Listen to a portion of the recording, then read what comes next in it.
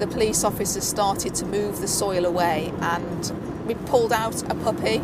In July 2012, Deputy Chief Inspector Jane Bashford was called out to an address in Tamworth in Staffordshire. Right up until the morning that we executed the warrant and went to the property, it was kind of a job like any other, really.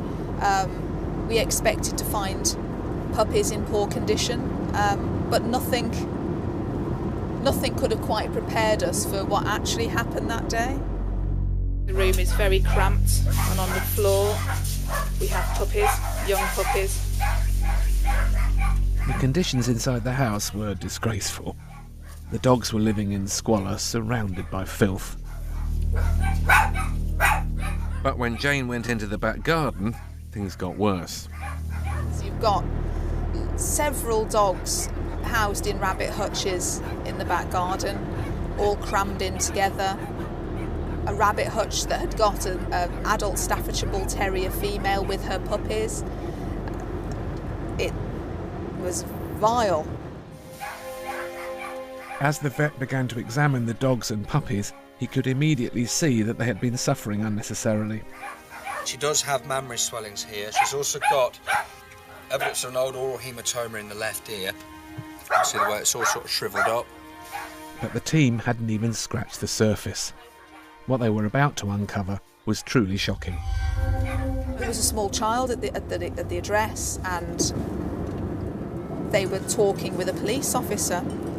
And as the vet took the temperature of one of the dogs, the child said, "It's a shame the man couldn't have helped the other puppies.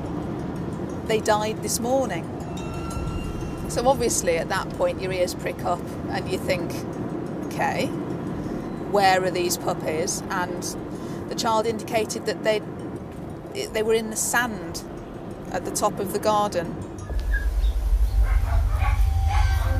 The team made their way to the back of the garden to investigate. There looks to have been a dog kept here at some point. 18. Steve! Breathe, Steve! Breathe, Steve! Quick! The police officers started to move the soil away, and just unbelievably, really, there were these... We pulled out a puppy. We've got... The police officer has just uncovered a puppy that's been buried in the garden. It's been buried alive. It's still alive. It was squealing and gasping for air. Can we start exhuming this patch of soil? It was horrible, and as the police dug a little deeper, lo and behold, there was a second puppy. Police officer has just uncovered another puppy. They were poorly puppies, and these people had buried them alive in their back garden. The puppies had been pulled from a shallow grave. But tragically, the team had no choice but to put them to sleep. How can you do that? How can you possibly even think that that could ever be an acceptable thing to do? There was nothing that could be done for those dogs. That day, 9 dogs and 15 puppies were rescued, leaving behind a horrendous life.